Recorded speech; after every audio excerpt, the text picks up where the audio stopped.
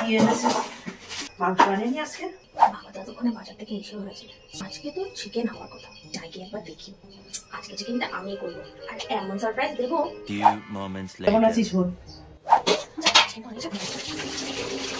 আর বলিস না, বাজার এনেছে, রান্না করে গিয়ে দেখি মাছ ব্যাগের মধ্যে রয়েছে। কিন্তু প্রতি রবিবারই তো মাংস আনে, মাংস দেখলাম না।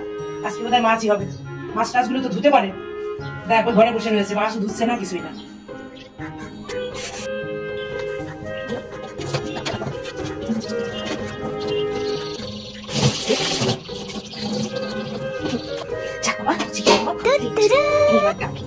মামনি একবার কিচেনে আসো তো দেখি।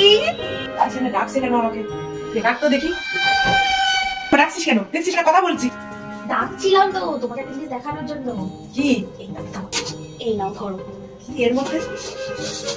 ও চিকেন। তাই তো বলি আমি, ব্যাগের মধ্যে শুধু মাছ। কিন্তু ওই তো ধোয়া চিকেন। তুই ধুয়েছিস? হ্যাঁ। যা নোংরা কাজ তোর। দেখে নিয়ে আগে চিকেনটা কেমন ধোয়া হয়েছে। নাড়ি বুড়ি ঠিকঠাক বের করে ধুয়েছিস তো? ভালো করে বেছে নিয়েছিস? ঠিকঠাক বাছা না হলে কিন্তু তোর নাড়ি বুড়ি বের করে দেবো। এইবার তুমি চোখটা বন্ধ করো দেখি। আবার চোখ বন্ধ? আচ্ছা করলাম। হাতটা তুমি বার করে রাখো। বাবা এইবার খোলো। মা, এই তো নাড়ি বুড়ি।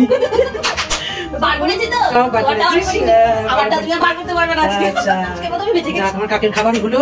ফাইনালি তুই চিকেন ধোয়া শিখে গেলি মা।